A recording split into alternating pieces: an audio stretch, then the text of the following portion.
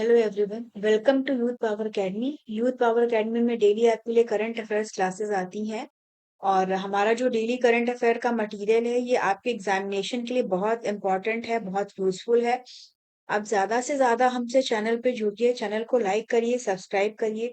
Daily अगर आप पढ़ाई करते हैं तो जो आपके यूपीएससी और जो अदर कॉम्पिटिटिव सर्विसेज के एग्जाम्स हैं उसके लिए आपको बहुत बेनिफिट मिलेगा। एग्जाम में आपको क्वेश्चंस को करने में डिफिकल्टी नहीं होगी, आप इजीली क्वेश्चंस को कर सकेंगे। इसमें जो भी टॉपिक्स हैं वो एक थॉरोली कवर किया जाता है। हम लोग इसे खुद बनाते हैं पूरा मटेरियल रीड करके। और जो हम रिसोर्सेज यूज करते हैं वो सारे ऑथेंटिक रिसोर्सेज होते हैं। तो ज्यादा से ज्यादा चैनल पे हमसे जुड़िए और अपने फ्रेंड्स को भी शेयर करिए। रोज पढ़ाई करिए, जो मैगजीन्स हैं उनका वीडियोस देखिए। साथ ही साथ आप हमारी मंथली मैगजीन्स को भी पढ़िए। और ये आपको प्रोवाइड कराई जाएंगी। व्हाट्सएप का नंबर आपको प्रोवाइड किया जाता है, चैनल में डिस्क्रिप्शन में दिया है सारी चीजें। आप हमसे टेलीग्राम पे जुड़िए, यूट्यूब पे जुड़िए, बाकी अदर सोशल मीडिया प्लेटफॉर्म पे जुड़िए। और आप कॉल करके डायरेक्ट लाइव क्लासेस भी अटेंड कर सकते हैं। और इसके अलावा फटाफट मैगजीन है जो कि आपके एग्जामिनेशन के लिए काफी हेल्पफुल है।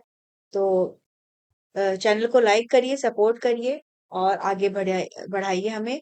तो चलिए आज की क्लास हम स्टार्ट करते हैं। तो चलो आज का डेली करंट अफेयर्स 19 मार्च। नेशनल फ्लैग को लेके एक फिर कंट्रोवर्सी हुआ है। अभी मैच हुआ था आईसीसी का मेंस T20 वर्ल्ड कप। उसमें जब इंडिया जीती फाइनल्स, उसके बाद जब सेलिब्रेशन हो रहे थे तो जो क्रिकेटर है हार्दिक पांड्या, उनके खिलाफ ये था कि इन्होंने जो सेलिब्रेशन के दौरान जो नेशनल फ्लैग है उसका इंसल्ट किया। अपनी बॉडी पे रैप करके उसको वो घूम रहे थे। और कुछ उनकी ऐसी एक्टिविटीज थी जिसकी वजह से लोगों का ध्यान हुआ। तो इसी पे इनके अगेंस्ट जो है वो एक केस जो है वो दायर किया है। पुणे बेस्ड एक लॉयर है उन्होंने। तो मतलब अक्सर जो है वो नेशनल फ्लैग को लेके कंट्रोवर्सीज होती रहती हैं कि किस प्रकार से इन्हें जो है वो क्या क्या होना चाहिए, किस तरह से सम्मान होना चाहिए नेशनल फ्लैग का। क्या क्या रूल्स हैं कि किस तरह से उनको हम कब फहरा सकते हैं, कब क्या कर सकते हैं। ठीक है। तो इसमें मतलब एक आर्टिकल निकला है कि कैसे हिस्टोरिकल इवोल्यूशन हुआ है फ्लैग का, कैसे पूरा बना। और उसमें अभी एक बुक पब्लिश हुई है।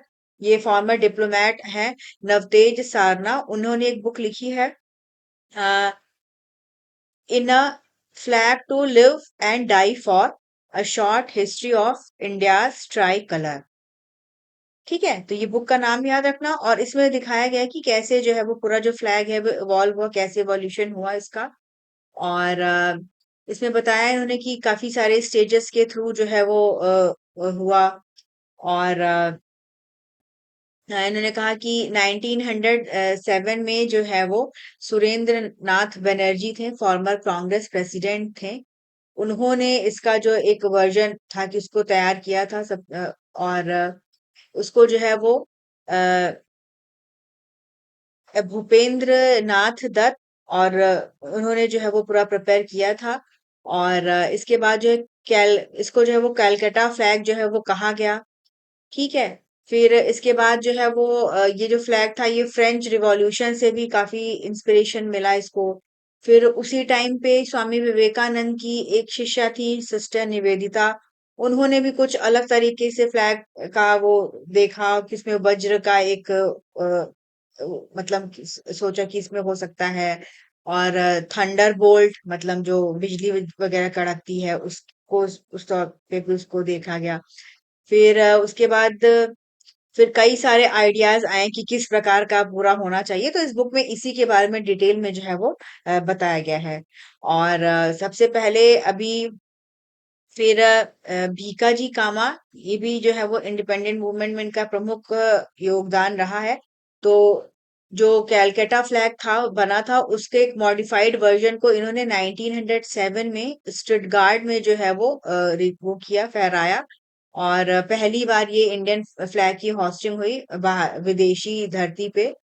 फिर उसके बाद फिर नया वर्जन इमर्ज हुआ, होम रूल मूवमेंट के दौरान चला। ठीक है। फिर 1917 में एक फ्लैग इन्होंने हॉइस्ट किया, जिसमें कि 9 हॉरिजॉन्टल स्ट्रिप्स थे, इसमें 5 रेड कलर के थे और 4 जो है वो ग्रीन कलर के थे। तो टाइम टू टाइम लोगों ने जो है वो अपना इसमें योगदान दिया। फिर 1916 में पिंगाली वेंकैया, ये एक फ्रीडम फाइटर थे, इन्होंने एक बुक पब्लिश की थी, a national flag for India. और इसी में उन्होंने जो है वो अपना जो इनका एक जो इंडिया है उसका नेशनल एम्बलम कैसा होना चाहिए उसके बारे में पूरा लिखा। फिर महात्मा गांधी ने इनसे कहा कि आप डिजाइन करिए जो फ्लैग है, और उसमें इन्होंने उसमें चरखा रखने की बात कही थी, या स्पिनिंग व्हील, जो कि एक सेल्फ रिलायंस का एक पावरफुल सिंबल के तौर पे आए। फिर बाद में इसको ट्राई कलर को रिकॉग्नाइज किया गया कि हाँ 3 कलर इसमें रहेंगे। फिर 1942 में जब क्विट इंडिया मूवमेंट चल रहा था, तो उस टाइम पे मौलाना अब्दुल कलाम आजाद को एक नया तरह का झंडा उनको दिया गया था, लेकिन वो नहीं फहरा पाए, उनकी गिरफ्तारी हो गई थी, तो अरुणा आसिफ अली ने जो है वो फहराया। फिर इसके बाद मतलब टाइम टू टाइम जो है, फिर बाद में इंडिपेंडेंस के बाद जो हमारा अभी का फ्लैग है इसको अडॉप्ट किया गया। फिर कैसे फ्लैग को जो है वो क्या-क्या चीज़ें उसके लिए फॉलो होनी चाहिए, ठीक है? और इसमें 2004 में यूनियन ऑफ इंडियन वर्सेस नवीन जिंदल एक केस हुआ था। तो उसमें सुप्रीम कोर्ट का ये ऑर्डर आया था कि इंडिया के सिटीजन का ये फंडामेंटल राइट है to fly the national flag. उसको रिकॉग्निशन मिला कि हाँ जो भारतीय नागरिक हैं वो उसको फहरा सकते हैं। और उसके बाद जो डिटेल रूल है कि क्या क्या फॉलो अप होना चाहिए, ठीक है, वो फ्लैग कोड ऑफ इंडिया 2002 उस पे जो है ऊपर रूल वगैरह बनाए गए थे। और इसमें ये भी है प्रावधान, इसमें एक नेशनल ऑनर एक्ट भी था, ये पहले का था 1971 का। तो इसमें अगर कोई जो है वो राष्ट्रीय ध्वज का अपमान करता है तो वो एक पनिशेबल ऑफेंस माना जाता है। तो ये सारी चीजें हैं, तो टाइम टू टाइम इस तरह के विवाद होते रहते हैं। तो ये भी इम्पोर्टेंट रहता है, मतलब कभी कभी पूछ एक प्रीलिम्स में एक दो बार पूछा भी गया है ये। फिर अभी हम रिसेंटली देखें तो हमारा जो फ्लैग है ये तो अलग चीज है। इसके अलावा अभी जो हमारा नेशनल सॉन्ग है उस पे काफी डिबेट हुआ है। विंटर सेशन में काफी इस पे पूरा हुआ। वंदे मातरम का जो है वो 150वां साल मनाया जा रहा है, सेलिब्रेशंस चल रहे हैं।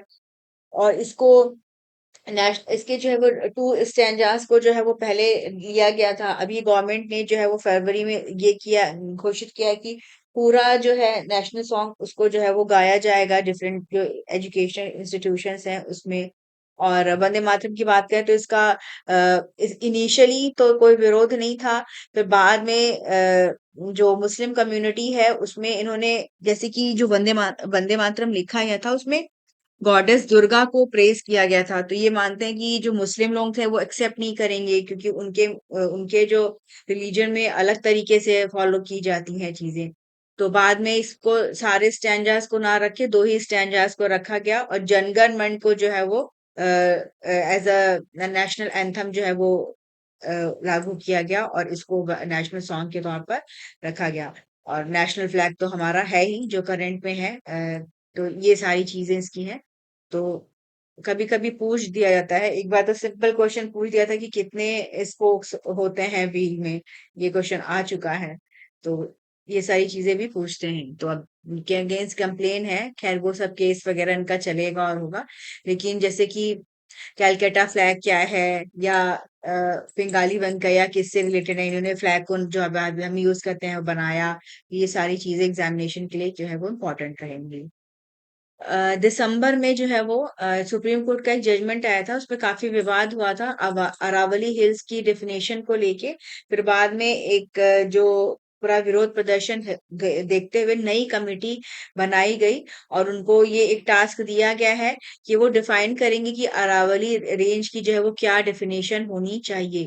तो अब इसके पे भी जो है वो, अब क्योंकि एक्सपर्ट कमेटी को पूरा काम करना है, तो इस पे एक आर्टिकल निकला था, इसमें जो ऑथर उसने प्रपोज किया है कि जो फॉरेस्ट सर्वे ऑफ इंडिया है, इनका जो एक डेफिनेशन है जिसमें कि 100 मीटर एलिवेशन को रखा गया है, और इसमें कहा गया है कि जितने इससे ज्यादा की ऊंचाई के हैं उनको इस रेंजेस के अंतर्गत माना जाए, तो उसका काफी सीरियस एनवायरमेंट इम्पैक्ट देखने को मिल सकता है। ठीक है। तो एफएसआई के ये फॉर्मर जो है वो डायरेक्टर जनरल रहे हैं। तो इन्होंने कहा है कि 2011 में जो एफएसआई है, इसने डीजीआरडी जकाती, इनके अंडर में जो है वो पूरा मैपिंग किया गया था जो अरावली हिल्स के थे। ये जो है वो सुप्रीम कोर्ट का एक ऑर्डर आया था 2010 में, उसके बाद हुआ था। फिर उसके बाद फिर फर्दर जो है वो जो है वो चीजें हुई। और 2024 में सुप्रीम कोर्ट का डेफिनेशन आया कि एक यूनिफॉर्म डेफिनेशन जो बनाई जाए। फिर ये जो कमेटी है इसने अपनी रिपोर्ट जो है वो 3 अक्टूबर 2025 को जो है वो अपनी रिपोर्ट को दिया, सबमिट किया।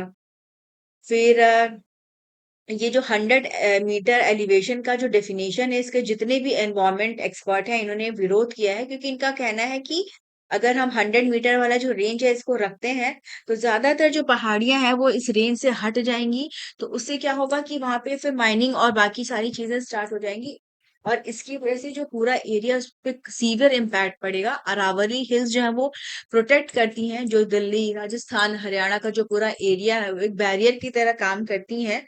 और अगर ये नहीं रहा तो पूरे एरिया का डेजर्टिफिकेशन हो जाएगा, वो डेजर्ट में जो है वो आगे आने वाली शताब्दियों में कन्वर्ट हो जाएगा। इसको लेके काफी विरोध हुआ है। फिर सुप्रीम कोर्ट का जजमेंट आया था, तो इसमें इन्होंने इस डेफिनेशन को माना था। फिर उसके बाद विरोध के बाद इन्होंने फिर डायरेक्ट किया कि एक नई कमेटी बनेगी और पूरे इशू को जो है वो एग्जामिन करेगी। तो मतलब इसमें यही कहा गया है कि बेहतर होगा कि जो एफएसआई का जो सर्वे हुआ है 2011 का, उसकी रिपोर्ट को अगर जो कमेटी है उस पे काम करे तो वो अच्छा रहेगा। और उसमें ब्रॉडर लेवल पे पूरा स्टडी किया गया है, और इसमें एक 3 डिग्री स्लोप क्राइटेरिया रखा गया है। उससे अगर हम देखते हैं तो वो चीजें जो है वो सही रहेंगी। और इनका कहना है कि अ, जो अभी एनवायरमेंट सेक्रेटरी की जो कमेटी जो द्वारा जो कमेटी बनी थी, उन्होंने जो पूरा अपनी रिपोर्ट दिया, उसके चलते जो है वो 62 जो डिस्ट्रिक्ट्स हैं, ठीक है, वो क्वालिफाई जो है वो करेंगी, ठीक है। और मतलब जो एफएसआई की जो डेफिनेशन है उसके मुताबिक 62 ऐसी डिस्ट्रिक्ट हैं जो कि इस डेफिनेशन में इंक्लूड रहेंगी, अरावली हिल्स के रेंज में आएंगी। और जबकि जो एनवायरमेंट जो सेक्रेटरी हैं उनकी जो कमेटी ने जो रिपोर्ट दी थी, उसके मुताबिक सिर्फ 37 डिस्ट्रिक्ट आएंगी। तो इतनी डिस्ट्रिक्ट इस डेफिनेशन से हट जाएंगी। तो यहाँ पे फिर फर्दर माइनिंग वगैरह होगी तो उससे इन्वायरमेंट को काफी इफेक्ट पड़ेगा। प्लांट्स कटिंग होगी, जो पूरे के पूरे हिल्स हैं वो खत्म हो जाएंगे संभावना, मतलब ये जिसको लेके चिंता जताई जा रही है। इनका ये एक आर्ग्यूमेंट है कि इसको जो रिपोर्ट है पुरानी उसको ध्यान में रखा जाए और 100 मीटर वाले एलिवेशन को हटाया जाए, क्योंकि 90% जो पहाड़ियां हैं इस रेंज में जो आती हैं, अगर हम अडॉप्ट करेंगे तो इसके तहत जो है वो हट जाएंगे। तो इसको लेके भी काफी विरोध हो रहा है, चिंता जताई जा रही है। अब अरावली की बात करें तो ये दुनिया के ओल्डेस्ट फोल्ड माउंटेन सिस्टम में आते हैं। ये 670 किलोमीटर की रेंज है, पूरी पहाड़ियां हैं, गुजरात और राजस्थान, हरियाणा, दिल्ली इसमें आती हैं। ये पूरा एक बैरियर का काम करती है। अगर ये ना रहता तो जो डेजर्ट एरिया था वो पूरा इधर तक फैल गया होता। तो इसके वो लोग कह रहे हैं कि अरावली को हमें प्रोटेक्ट करना होगा, एनवायरमेंट को हमें पूरा जो है वो प्रोटेक्ट करना होगा। ठीक है, तो ये सारी चीजें हैं। और अगर हम स्टेट ऑफ फॉरेस्ट रिपोर्ट की बात करें 2023 के, तो उसके मुताबिक राजस्थान में 8% जो है इनका जो एरिया है वो अ, आता है, जो कि अरावली रीजन में आता है। और कुछ कुछ इसमें डेटा दिए गए हैं, जैसे कि total number of Aravalli hills जो है वो 1,18,575 है। और इनका जो काउंट है ये घट जाएगा अगर नए तरह से डेफिनेशन को जो है वो लाया गया। तो इन्होंने कहा है कि एक्सपर्ट कमेटी इन सारी चीजों को ध्यान में रखते हुए फिर अपना फर्दर रिपोर्ट बनाए और दे सुप्रीम कोर्ट को। फिर एक रिपोर्ट है unravelling India's demographic future population projections for union and state territories. और इसको जो है वो international institute of migration and development के द्वारा बनाया गया है। साथ ही साथ इसमें पॉपुलेशन फाउंडेशन ऑफ इंडिया इन्होंने भी वर्क किया है। तो इन्होंने कहा है कि जो इंडिया का टोटल पॉपुलेशन है अभी है 2021 में वन 355.8 मिलियन, और ये 2051 तक 1590.1 मिलियन के लगभग हो जाएगा। तो एवरेज एनुअल ग्रोथ जो है वो 0.5% की है। तो ये दिखा रहा है कि लंबे टाइम तक जो है वो जो पॉपुलेशन एक्सपेंशन है वो स्लो होगा, धीरे धीरे होगा। और जो कंट्री का वर्क फोर्स है ये लार्जेस्ट है, ये बढ़ेगा। और माना जा रहा है कि ये 2041 तक अपने पीक पे पहुंच जाएगा, 1009.0 मिलियन के लगभग। और उसके बाद इसमें डिक्लाइन आना होगा। और बूढ़े लोग या एल्डरली पॉपुलेशन के बारे में बताया गया है कि 2051 तक जो टोटल पॉपुलेशन उसके 20.5% हो जाएंगे, तो काफी एक इंक्रीज देखने को मिलेगा। तो डेमोग्राफी में काफी सारे चेंजेस देखने को मिलेंगे।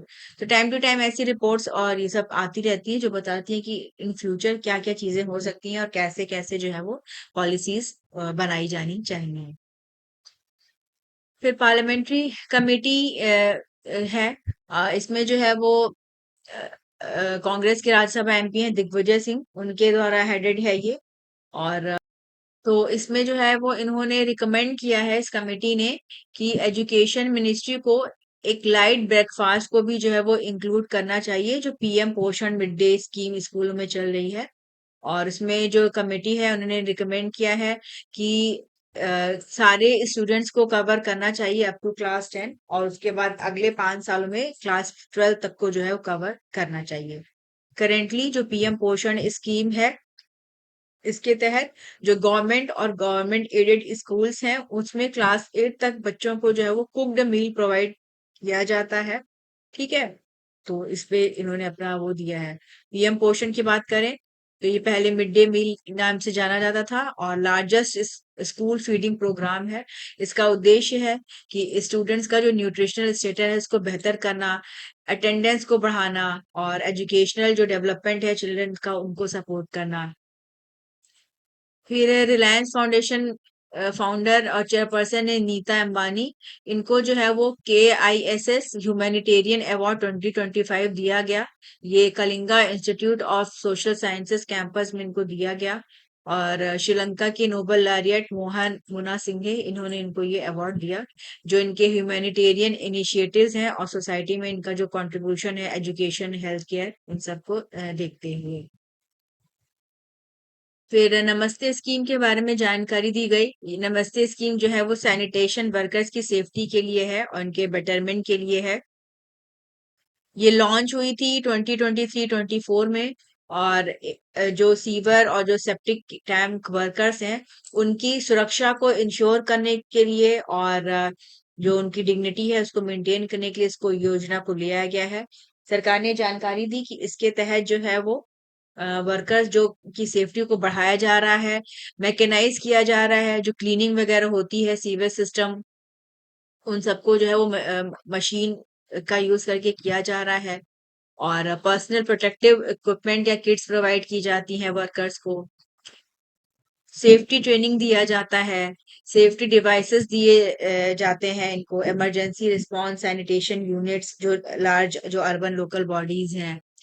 ठीक है। और इसके अलावा हैजार्डस जो टैंक्स हैं, सेप्टिक टैंक्स हैं, जो सीवर सिस्टम है उसको जो है वो क्लीन करने के लिए मशीनों का यूज करके और एक पूरा रिस्पॉन्सिबल सैनिटेशन सिस्टम जो है वो बनाया जा रहा है। और स्वच्छ भारत मिशन 2.0 ये लॉन्च हुआ था अक्टूबर 2021 में, 1 अक्टूबर को। और इसमें न्यू कंपोनेंट ऐड किया गया, यूज्ड वाटर मैनेजमेंट। और इसका जो उद्देश्य था वो यही था कि जो हैजार्डस चीजें हैं उनका एंट्री जो है वो रोका जाए, सेप्टिक टैंक्स वगैरह हैं। और साथ ही साथ जो मैनुअल क्लीनिंग था, मतलब जिसमें जो है वो पर्सन खुद के जो है वो सफाई करते थे, उसको खत्म कर दिया गया है बिल्कुल भी। तो इनकी बेहतरी के लिए ये स्कीम है। तो नमस्ते स्कीम के बारे में मुझसे पूछा जा सकता है वो की क्या है।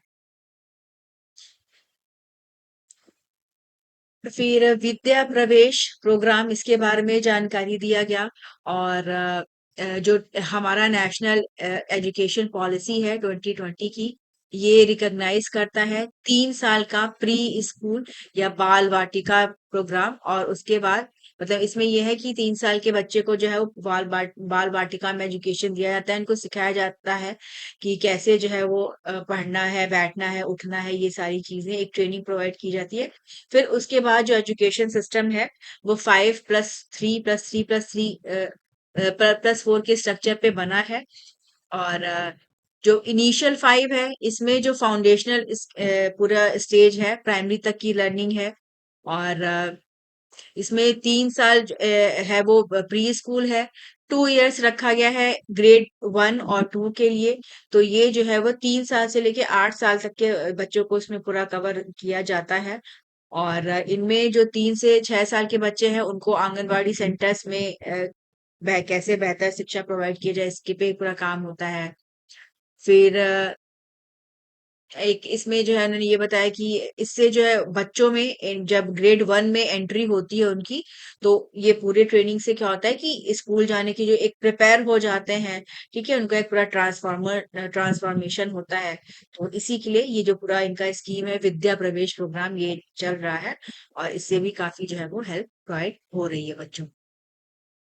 फिर जॉइंट पार्लियामेंट्री कमिटी एक बनी हुई है, जो कि स्टडी कर रही है वन नेशन वन इलेक्शन को, कि कैसे जो है वो ये चीजें जो है वो हो सकती हैं। तो इसके लिए जो गवर्नमेंट है, अभी इन्होंने इनका जो टेन्योर है इसको बढ़ाया है। अभी लोकसभा का कार्यकाल चल रहा है। और ये जो कमेटी बनी है, ये बस याद रखिए कि वन नेशन वन इलेक्शन के लिए जो जेपीसी कमेटी बनी है, उसके चेयरमैन पीपी चौधरी हैं। ठीक है। और इसमें अभी एक्सटेंड किया कर दिया गया है कि मॉनसून सेशन तक जो है वो अपना ये देखेंगे। ये एक प्रपोजल है जिसके तहत एक, और इस पे पूरा डिबेट भी काफी अरसे से चला आ रहा है कि पूरे देश में जितने भी स्टेट्स हैं, सब जगह एक ही चुनाव हो, एक बार में चुनाव हो। तो इसके कई सारे बेनिफिट्स हो सकते हैं, कई सारे जो है वो नुकसान हो सकते हैं। तो इसी के लिए इसको एक कमेटी बनाई गई है, जो देखेगी कि क्या क्या प्रॉस एंड कॉन्स हैं, और फिर उसपे अपना निर्णय लेगी। फिर उसके बाद इसपे फर्दर पार्लियामेंट में चीजें, बिल या मोशन अगर गवर्नमेंट लाती है तो उससे आगे काम होगा। फिर सिविल एविएशन मिनिस्ट्री, इन्होंने जो एयरलाइंस है उनको डायरेक्ट किया है कि वो 60% जो सीट्स हैं हर फ्लाइट में, उसको जो है वो सिलेक्शन उस पे जो है वो नो एडिशनल कॉस्ट के लिए उसको रखे। एक्चुअली क्या हुआ था कि एक सोशल एक्टिविस्ट हैं, उन्होंने प्ली दायर किया हुआ है, और उन्होंने ये कहा है सुप्रीम कोर्ट में कि एक पूरा बेहतर और इंडिपेंडेंट जो है वो एक फ्रेमवर्क बने, जिससे कि एक ट्रांसपेरेंट व्यवस्था रहे, पैसेंजर्स को प्रोटेक्ट किया जाए जा सके। क्योंकि जो पैसेंजर्स हैं उनको बेहतर सीट्स के नाम पे और अलग से वो नाम पे काफी सारे एक्स्ट्रा चार्जेस जो है वो ले लिए जाते हैं। अब जैसे अगर किसी ने दो एक नंबर से बुकिंग कराई अपने एयर टिकट्स, जो लोग साथ बैठ रहे हैं, तो उसके लिए भी उनसे जो है वो एक्स्ट्रा पे जो है वो ले लिया जाता है।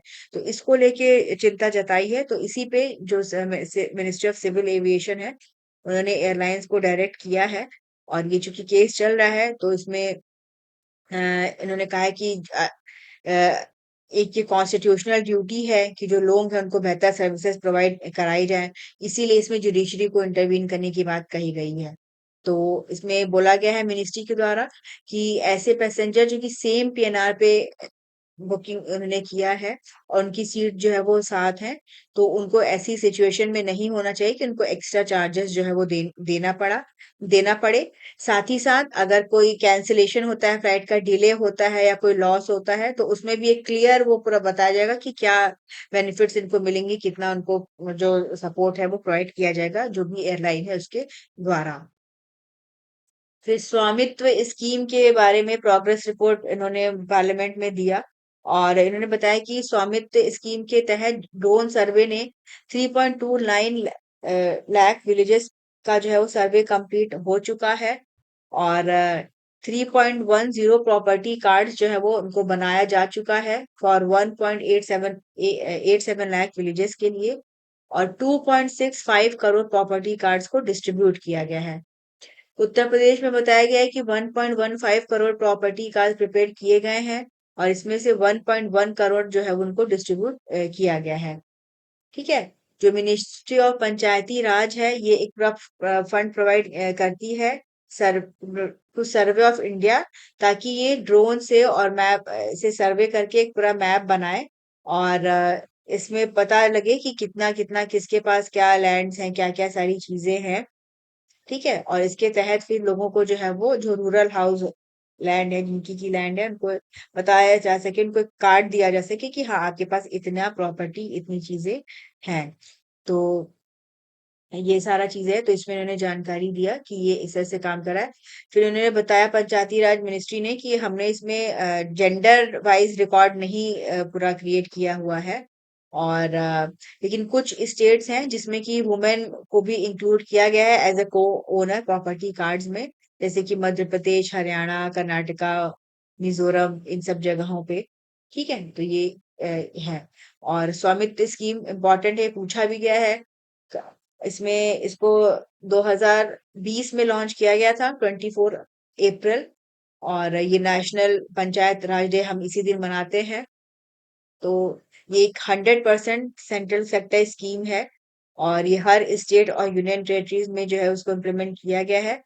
इसमें ड्रोन टेक्नोलॉजी का यूज करके पूरा सर्वे कराया जाता है, एक्यूरेट मैपिंग किया जाता है जो रूरल इनहेबिटेड लैंड्स हैं। ठीक है, और जो अनमैप्ड और जो पहले पूरा प्रॉपर डॉक्यूमेंट्स नहीं उस तरह से था, तो उसको पूरा सही करने का काम जो है वो हो रहा है। और इसमें एक जीआईएस बेस्ड प्रॉपर्टी रिकॉर्ड्स को इंटीग्रेट किया जा रहा है national generic document registration system से, ताकि पता चले कि किसकी कितनी क्या लैंड है, क्या चीजें हैं। और कुछ स्टेट्स हैं जैसे कि मतलब बहुत सारे स्टेट्स ने इसको जो है वो अपने लैंड रिकॉर्ड मैनेजमेंट सिस्टम से लिंक कर दिया है। और जैसे उत्तर प्रदेश में भूलेख है, इसको इन्होंने स्वामित्व स्कीम से जोड़ा है। कर्नाटका में भूमि है। तो ये डिजिटल पूरा मैपिंग के लिए है व्यवस्था, कि पता चल सके और लोगों की जो समस्याएं हैं वो कम हो सके। तो ये जानकारी उन्होंने दिया। फिर वेस्ट एशिया की जो क्राइसिस चल रही है उसमें इंडियन गवर्नमेंट का एक पूरा इवैक्यूएशन प्रोग्राम चल रहा है, और इसके तहत 22 इंडियन बाउंड वेसल्स जो हैं इनको आइडेंटिफाई किया गया है, और इनको जो है वो इवैक्यूएट करा के जो स्ट्रेट ऑफ हॉर्मूज है उसके थ्रू ले आया जा रहा है। और ये काफी क्रिटिकल रहेगा, क्योंकि इसमें बताया जा रहा है कि 2.15 लाख मीट्रिक टन का एलएनजी, इसके अलावा 3.2 lakh ton LPG, 16.7 lakh crude oil, ये सब जो है वो इंडिया जो है वो आएगा। और ये जो 20 एनर्जी एनर्जी क्रिटिकल वेसल्स हैं, इसमें 10 जो है वो इंडियन फ्लैग्ड है।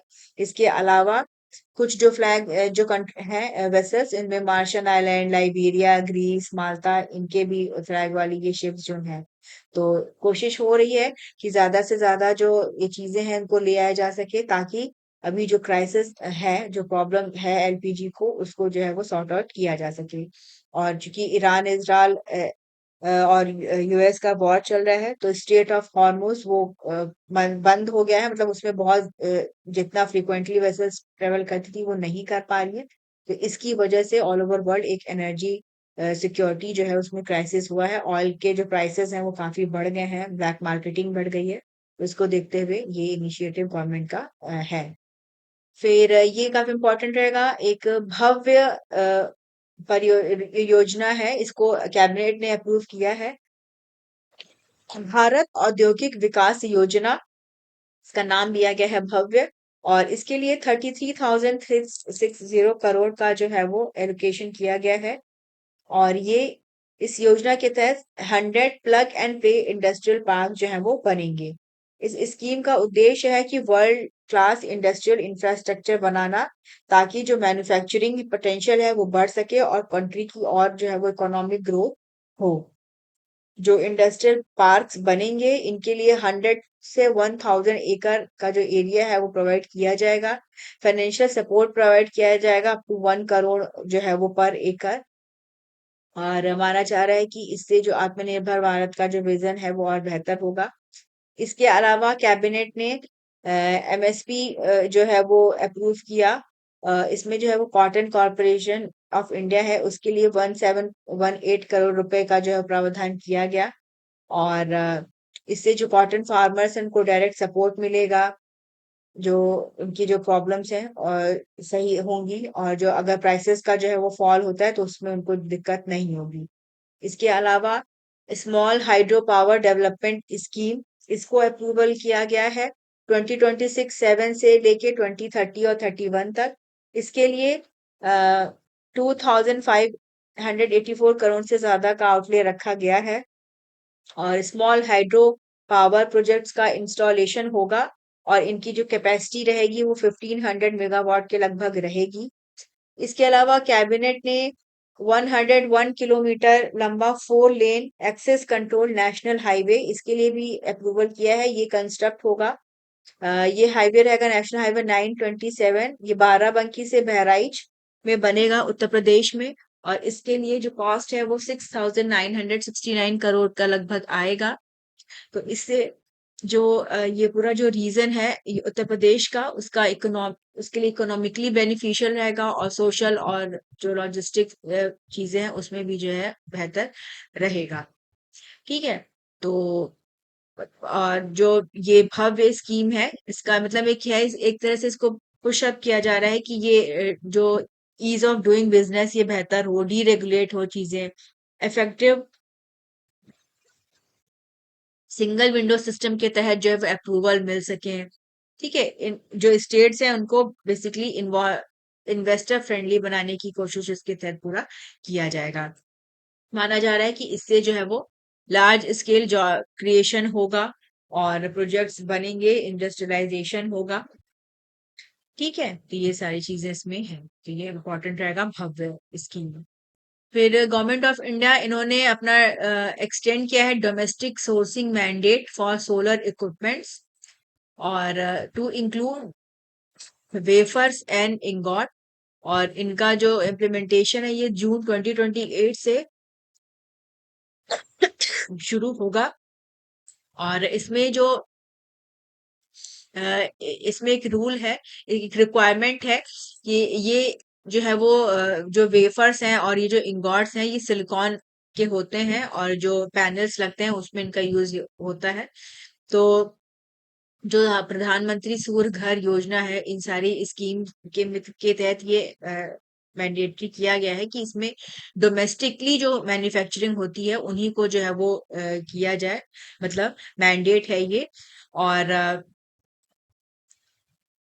और सेल्स वेफर्स इंगॉट्स ये अभी जो है था मतलब है कि इसको इंपोर्ट आप कर सकते हैं, लेकिन जो ये नया रूल इन्होंने ले आया है तो अब इसके मुताबिक जो है वो अब ये सारी चीजें जो है वो जो इंडिजिनसली मैन्युफैक्चर्ड होती हैं, जिनकी डोमेस्टिक मैन्युफैक्चरिंग होती है उन्हीं को जो है वो यूज करना होगा। ठीक है। तो ये है। फिर माना जाए इंडिया ने जो है वो सोलर के एनर्जी के क्षेत्र में काफी ग्रोथ किया है। और अगर करेंटली देखें तो हमारा जो कैपेसिटी है वो बढ़ा है, 172 गीगावाट हो चुका है। ठीक है। और इसके अलावा सेल मैन्युफैक्चरिंग कैपेसिटी ये भी बढ़ी है, 27.2 गीगावाट के लगभग हो चुकी है। वेफर्स क्या है? वेफर्स जो है वो क्रिटिकल इंटरमीडिएट स्टेज है सोलर मैन्युफैक्चरिंग वैल्यू चेन में। और पॉली सिलिकॉन इसको प्रोसेस करके इंगॉट्स बनाए जाते हैं और फिर इन्हीं को यूज किया जाता है वेफर्स बनाने में।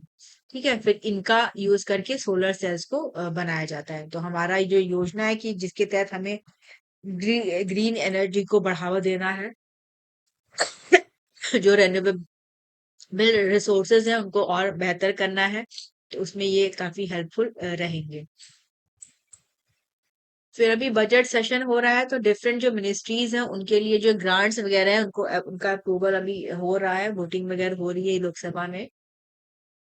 तो कल जो मिनिस्ट्री ऑफ एनवायरनमेंट है उनके लिए जो डिमांड फॉर ग्रांट्स है उसको नोट दिया गया फाइनेंशियल ईयर 26-27 के लिए। तो एग्रीकल्चर मिनिस्टर है, इन्होंने बताया कि जो बजट है एग्रीकल्चर के लिए, अभी बजट सेशन है।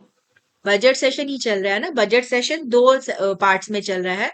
जो फर्स्ट सेशन था वो एक 1 फरवरी से लेके 9 मार्च तक चला है। फिर उसके बाद बीच में ब्रेक हम्म। था। फिर अभी नया जो चल रहा है ये भी बजट सेशन ही है। बजट सेशन सबसे लंबा सेशन होता है, ये फरवरी से लेके अच्छा। अप्रैल तक लगभग चलता है। और इसमें जैसे पहले बजट पास होता है, इकोनॉमिक सर्वे आता है, फिर डिफरेंट मिनिस्ट्रीज को जितना एलोकेशन होता है उस पे वोटिंग होता है। वोटिंग में जो पार्लियामेंट है वो प्रोवाइड करता है कि हाँ इतना पैसा आप जो है वो अपने खर्च के लिए जो है वो ले सकते हैं, जो कंसोलिडेटेड फंड ऑफ इंडिया होता है उससे।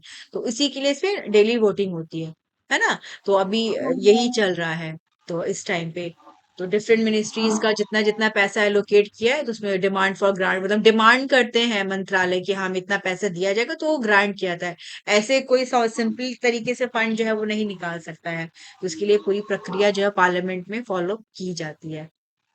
तो तो 3 इसमें सेशन होते हैं, मानसून सेशन, बजट सेशन और विंटर हाँ, सेशन। तो अभी बजट सेशन चल रहा है, फिर इसके बाद मॉनसून में जुलाई अगस्त में मॉनसून सेशन चलेगा।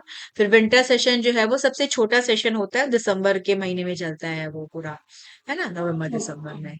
जो सबसे ठीक बड़ा है। सेशन बजट सेशन होता है, और सबसे स्मॉलेस्ट जो है वो विंटर सेशन होता है। तो इसमें बताया गया, हाँ। जो मिनिस्ट्री है कि जो एग्रीकल्चर का बजट है वो काफी बढ़ा है, और 2013 के कंपैरिजन में अभी जो है वो 1,30,000 करोड़ का एलोकेशन किया गया है। और प्रोडक्शन में बढ़ोतरी हुआ है, जो फूड ग्रेन्स हैं, जो हॉर्टिकल्चर है। और हॉर्टिकल्चर प्रोडक्शन के बारे में बताया गया कि 277 मिलियन टन से बढ़कर 377 मिलियन टन हुआ है। ठीक है। पैडी, वीट, मेज, ग्राउंडनट, सोयाबीन, सब में जो है प्रोडक्शन बढ़ा है। इंडिया ने चाइना को पीछे छोड़ दिया है राइस प्रोडक्शन के मामले में। अभी हम वर्ल्ड नंबर 1 हो गए हैं, वर्ल्ड के लार्जेस्ट राइस प्रोड्यूसर हो गए हैं। तो ये तो आ सकता है डेफिनेटली, एग्रीकल्चर के जो क्वेश्चंस होते हैं वो इम्पोर्टेंट भी रहते हैं। फिर बताया गया है कि प्रधानमंत्री किसान सम्मान निधि स्कीम के तहत 4.257 लाख करोड़ जो है वो ट्रांसफर किया गया है डायरेक्ट फार्मर्स के अकाउंट में, 22 इंस्टॉलमेंट्स में। फर्टिलाइजर्स पे सब्सिडी प्रोवाइड किया गया है। और इसमें ये भी बताया गया है कि जो फर्टिलाइजर सब्सिडी है वो बढ़ के 1,77,000 करोड़ के लगभग हो चुका है। एग्रीकल्चर क्रेडिट भी जो है प्रोवाइड किया जा रहा है, और अगर हम 2014 से कंपेयर करें, तो इसमें बढ़ के ये 28 लाख करोड़ जो है वो हो गया है। तो ये, चूंकि ये जानकारी से चूंकि सारी पार्लियामेंट में दिया जा रहा है गवर्नमेंट के द्वारा ऑफिशियल, तो ये इंपॉर्टेंट रहेगा, और एग्जामिनेशन में इससे क्वेश्चंस भी जो है वो पूछे जाते हैं। फिर जैसे ऑयल और गैस का तो प्रॉब्लम है ही, लेकिन अभी जो वॉर चल रही है, इसमें बताया जा रहा है कि इसकी वजह से जो प्लास्टिक है, जो प्लास्टिक के प्रोडक्ट्स हैं, इनका भी बढ़ोतरी हो सकती है। और 50 to 60% इनके प्राइसेस में बढ़ सकते हैं। और मतलब क्योंकि ये जो है वो जो पॉलीमर है, ये भी जो है वो क्रूड और ऑयल और नेचुरल गैसेस से बनता है। तो कहीं ना कहीं अगर इनके में प्रॉब्लम आएगी, तो इससे इनकी मैन्युफैक्चरिंग पे असर पड़ेगा, और इसकी वजह से इसका प्राइस भी बढ़ेगा। तो न सिर्फ ऑयल गैस और इन सब सेक्टर्स पे, अदर सेक्टर्स पे भी इसका काफी इफेक्ट पड़ता है, अगर वॉर बंद नहीं हुई और लॉन्ग टर्म तक चली। तो अभी फिलहाल तो अभी नहीं लग रहा है, दोनों ही तीनों जो कंट्रीज हैं वो इसमें पूरा है। तो देखना होगा कि आगे क्या सिचुएशन होती है। तो प्राइसेस जो है प्लास्टिक के, इस पे भी काफी इफेक्ट पड़ेगा। फिर इसरो का क्या योगदान है, स्पेस बेस्ड एग्रीकल्चर को कैसे जो है वो सपोर्ट करता है, इसके बारे में जानकारी दिया। और इन्होंने कहा कि जो इसरो है, जो डिपार्टमेंट ऑफ स्पेस है, इन्होंने कई सारे प्रोग्राम जो है वो चलाए हैं, ताकि एग्रीकल्चर सेक्टर को सपोर्ट मिले।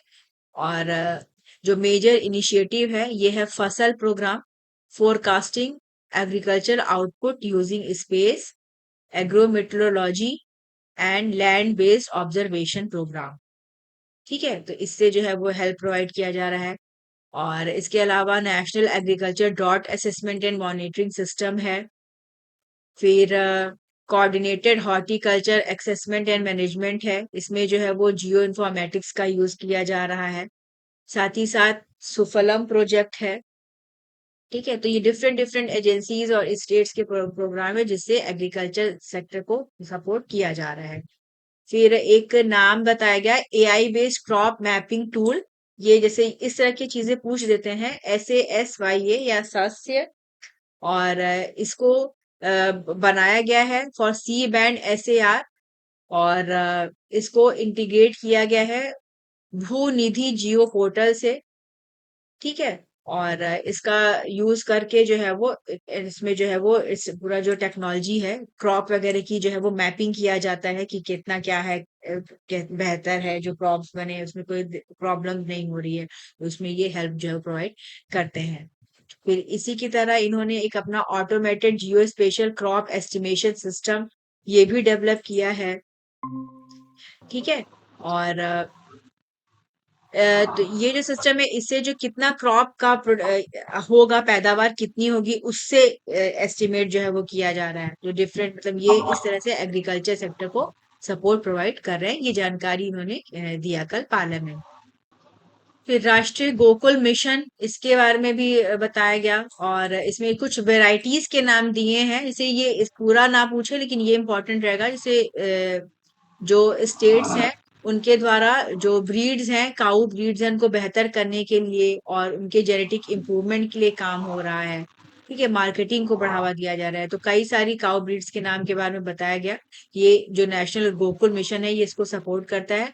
जैसे कुछ ब्रीड्स हैं जैसे गीर है, साहीवाल, राथी, थारपारकर, हरियाणा, कांकरेज, ओंगेल, दियोनी, नागौरी। ठीक है, तो ये नाम बताए गए हैं कि ये काऊ ब्रीड्स के हैं, इंडिजिनियस काऊ ब्रीड्स हैं, इनको जो है वो पे फोकस किया जा रहा है ताकि इनको बेहतर इनकी जो वैरायटीज है उसको डेवलप किया जाए, मिल्क प्रोडक्शन बढ़े, इनकी प्रोडक्टिविटी बढ़े और ताकि जो फार्मर्स हैं जो किसान हैं उनकी जो आय है वो भी बढ़े।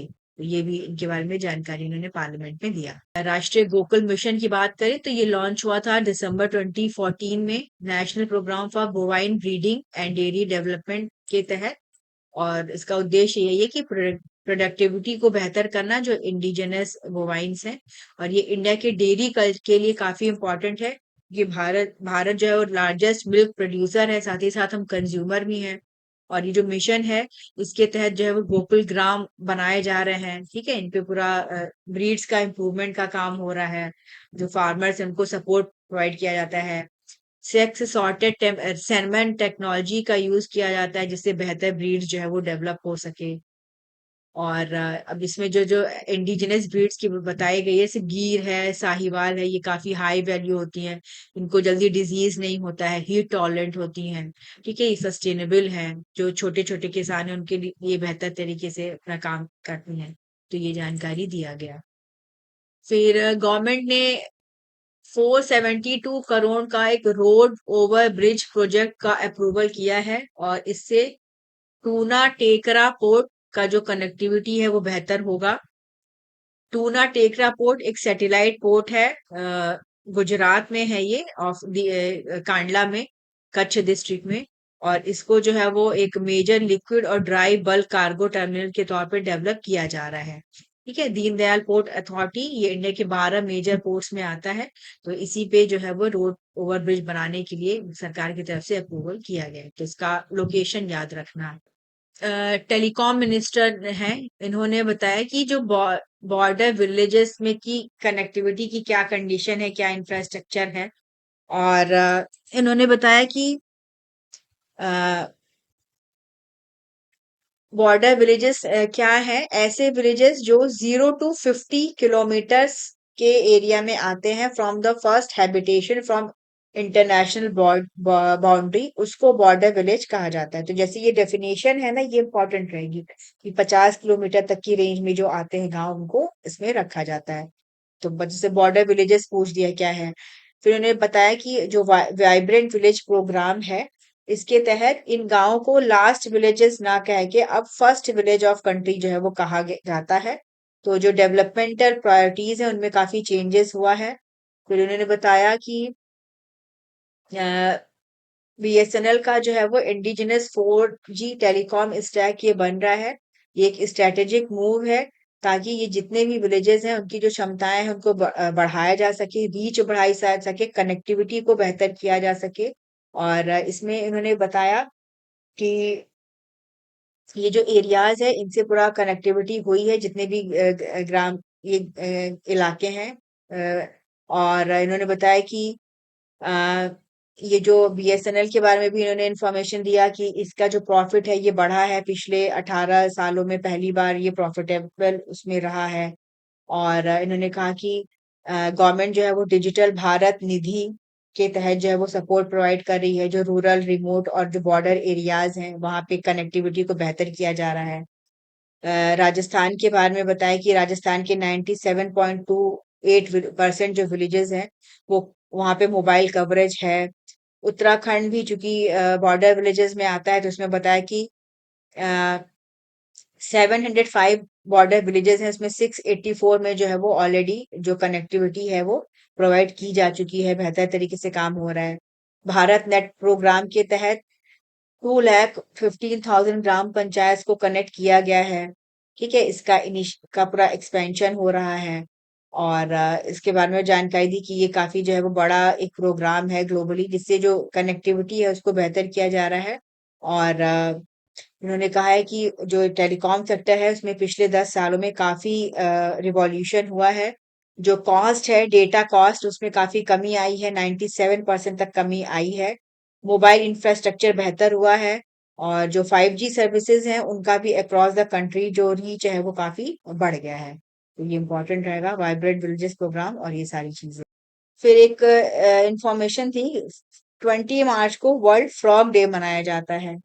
ठीक है, और फ्रॉग्स का भी काफी या जो एम्फीबियंस है इनका भी काफी इंपॉर्टेंट रोल होता है पूरे इकोसिस्टम में। तो कल ये फ्रॉग डे मनाया जाएगा। इसके बारे में बताया गया है कि इनकी जो वैरायटीज हैं इसमें काफी कमी देखने को मिल रही है। और अगर फ्रॉग्स और जो एम्फीबियंस हैं इनमें कमी आई तो कहीं ना कहीं जो इंसेक्ट्स वगैरह हैं इनका नंबर बढ़ेगा। और इससे जो प्लांट्स वगैरह हैं उनको दिक्कत आएगा। तो एक जो पूरा इकोसिस्टम है, जो फ्रेश वाटर और टेरेस्ट्रियल, उस पे काफी सीवियर इम्पैक्ट देखने को मिलेगा। ठीक है। और इंडिया के बारे में बताया गया कि इंडिया में 450 एम्फीबियन स्पीशीज हैं। और इसमें से काफी जो है वो थ्रेटन कैटेगरी में है। और 1/5 ऐसी है कैटेगरीज जिनका डेटा जो है वो सफिशिएंट नहीं है। और ये जो थ्रेटन स्पीशीज है इनको प्रोटेक्शन और कंजर्वेशन के लिए काम चल रहा है। ये वाइल्ड लाइफ प्रोटेक्शन एक्ट 1972 के अंतर्गत आते हैं। ठीक है। और जो एम्फीबियंस होते हैं इनको एक इनकी इंडिकेटर स्पीशीज के तौर पे देखा जाता है। और ये जो ओवरऑल इकोसिस्टम का जो कंडीशन है उसको रिफ्लेक्ट करता है। ठीक है, तो इसी के बारे में बताया गया है। क्योंकि अब कल फ्रॉग डे है कि क्या क्या स्थिति है, कौन कौन सी जो स्पीशीज है उनकी जो है वो संख्या में कमी आई है। फिर इंडिया का एक सस्टेनेबल डेवलपमेंट गोल का बुलेटिन रिपोर्ट आया है। इसमें बताया गया है कि क्या क्या स्थिति है, कैसे जो है वो प्लैनेट और प्रॉस्पेरिटी पे पूरा फोकस किया जा रहा है। और ये मेन जो है वो पिलर्स हैं। और इसके तहत जो 2030 तक जो हमारे एजेंडाज हैं उनको हमें अचीव करना है। ठीक है। और इसमें बताया गया है कि क्लीन वाटर सैनिटेशन इस पे काफी काम चल रहा है। और SDG 12 consumption production climate action, SDG 14, जैसे इसमें जो SDG के जो नंबर्स हैं ये पूछे जाते हैं। ठीक है। और तो ये जो रिपोर्ट का नाम है जिसे planet in focus advancing environmental sustainability under the SDGs, ये इंपॉर्टेंट रहेंगे।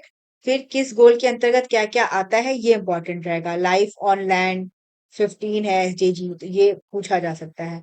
इसमें बताया गया है रिपोर्ट में कि universal fully sustain open defecation free status हो चुका है जितनी भी डिस्ट्रिक्ट्स हैं स्वच्छ भारत मिशन के तहत। फिर इसके अलावा भारत का कमिटमेंट है कि जेंडर सेंसिटिव स्कूल सैनिटेशन व्यवस्था बनाई जा रही है। और 97.2 स्कूल्स में जो है वो जेंडर सेग्रीगेटेड टॉयलेट जो है वो बन चुके हैं। तो इसमें भी प्रोग्रेस हुआ है। फिर वेल बीइंग और क्लीन एनर्जी पे भी काफी काम हो रहा है। ठीक है। और इकोनॉमिक ग्रोथ हो रहा है जो कि SDG का 8 का पार्ट है। इंफ्रास्ट्रक्चर SDG 9 है। क्लीन एनर्जी SDG 7 है। इनइक्वालिटीज में कमी आ रही है तो ये SDG 10 का पार्ट है। इस रिपोर्ट में बताया गया है कि क्या क्या काम जो है वो हो रहा है। और जो 30 तक का एम है, जो हमारा सस्टेनेबल डेवलपमेंट गोल्स हैं, इनको अडॉप्ट किया था UN के द्वारा 2015 में। और इनका उद्देश्य है कि एक पूरा यूनिवर्सल एक्शन लेना जिससे पॉवर्टी खत्म हो, प्लैनेट को प्रोटेक्ट किया जाए, एनवायरनमेंट को, पीस और प्रॉस्पेरिटी को बेहतर किया जाए और बढ़ावा दिया जाए इसको 2030 तक। तो ये इस पे रिपोर्ट में आया है। दिल्ली हाई कोर्ट का एक रूलिंग आया है और इसमें पिस्को GI रूलिंग पे एक रूलिंग आया है। और पिस्को जो है ये एक ड्रिंक है, ठीक है। और ये चिली और पेरू इनका जो है वो था कि किसका ये है, तो इसी पे काफी इनका फिर लंबे समय से जो है विवाद चल रहा है, आ रहा था। तो पेरू ने कुछ ऑब्जेक्शन किए थे, उनके अगेंस्ट में जो है वो ऑर्डर आया है।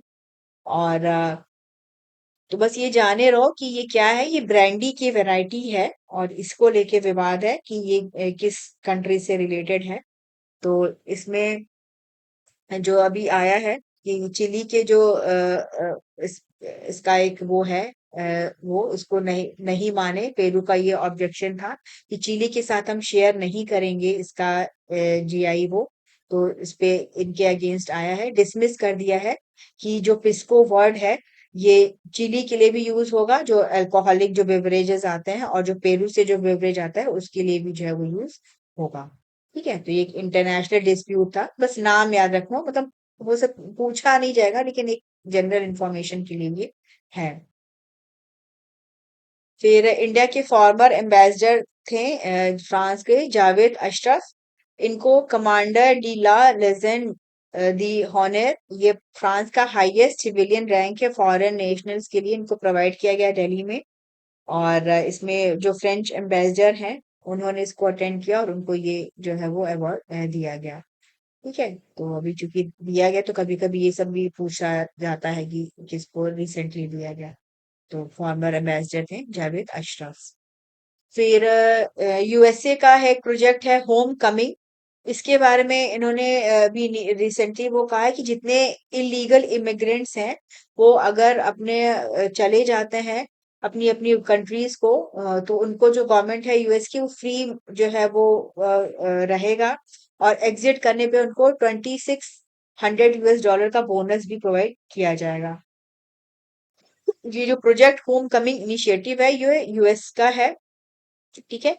और जो यूएस प्रेसिडेंट है डोनाल्ड ट्रम्प जब सेकंड टर्म में आए थे, तब इन्होंने पिछले साल मई 2025 में इसको लॉन्च किया गया था।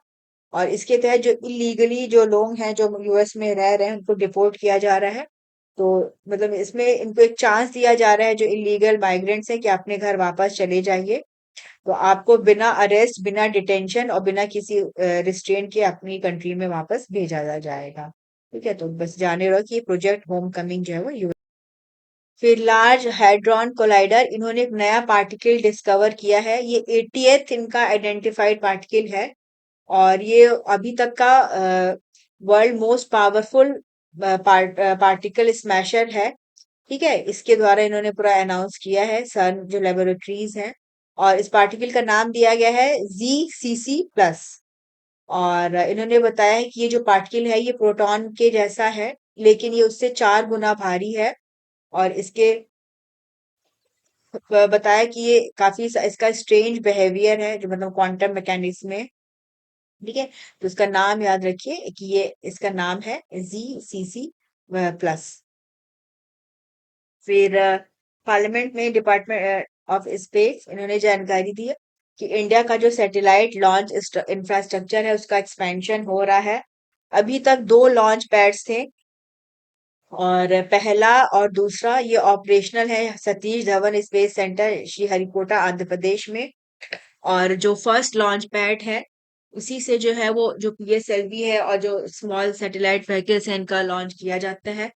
और बाकी जो सेकंड लॉन्च पैड है ये PSLV, GSLV और मार्क LVM-3 इसको किसी से जो लॉन्च किया जाता है। फिर एक थर्ड लॉन्च पैड के लिए गवर्नमेंट ने अप्रूवल कर दिया है, और ये श्रीहरिकोटा में ही बन रहा है। फिर ये जो फैसिलिटी है ये जो नेक्स्ट जनरेशन लॉन्च व्हीकल्स होंगे इसरो के उनको लिए बनाया जा रहा है, और माना जा रहा है कि ये 29-30 तक जो है वो बन जाएगा। फिर इसके अलावा जो स्मॉल सैटेलाइट लॉन्च व्हीकल्स हैं, ठीक है, जो कि सन सिंक्रोनस पोलर ऑर्बिट तक ये ऐसे व्हीकल्स हैं जो सैटेलाइट्स को लेके जाते हैं।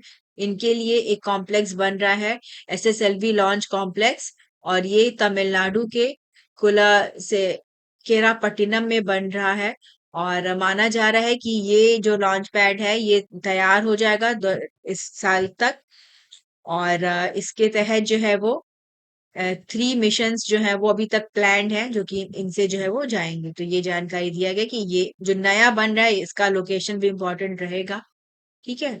और फर्स्ट डेवलपमेंट फ्लाइट जो होगी, जो नेक्स्ट जनरेशन लॉन्च व्हीकल की थर्ड, जो तीसरा लॉन्च पैड बन रहा है इससे, इसके लिए जो है वो 2031-32 तक का टाइमलाइन जो है वो लिया गया है। ठीक है। और 2020 में गवर्नमेंट ने अनाउंस किया, स्पेस सेक्टर में काफी सारा रिफॉर्म्स हुआ। और उसके बाद से Indian national space promotion and authorisation centre ये बना अंडर डिपार्टमेंट ऑफ स्पेस। ये इसको ये जो है वो नॉन गवर्नमेंट जो एंटिटीज हैं, जो प्राइवेट सेक्टर है स्पेस में, उनको पूरा प्रमोट करना, उनकी एक्टिविटीज को देखने का काम करती है। फिर 2024 में गवर्नमेंट ने स्पेस में जो है वो एफडीआई को पूरा परमिट कर दिया। ठीक है। और इसके लिए जो है वो गैजेट नोटिफिकेशन जो है वो पब्लिश हुआ था मिनिस्ट्री ऑफ फाइनेंस के द्वारा। तो ये सारी जानकारी दिया गया कि स्पेस के में चीजों को और बेहतर करने के लिए जो लॉन्च पैड्स बनाए बन रहे हैं, नया नया चीजें जो है वो बन रही हैं। सिमिलरली स्पेस में जो डेब्रिस होता है, जो सैटेलाइट्स जाती हैं, उनका जो जब टाइम पीरियड हो जाता है, जो फेल कर जाती हैं, वो कैसे उसको भी मैनेज करना काफी इम्पोर्टेंट है। तो इसके बारे में जानकारी दिया कि मार्च 2026 तक 129 ट्रैकेबल स्पेस डेब्रिस जो है, जो कि इंडियन सैटेलाइट मिशन से ओरिजिनेट हुई थी, उनको जो है वो ट्रेस किया गया है। और हमारा debris free space mission initiative ये 2024 में लॉन्च किया गया था।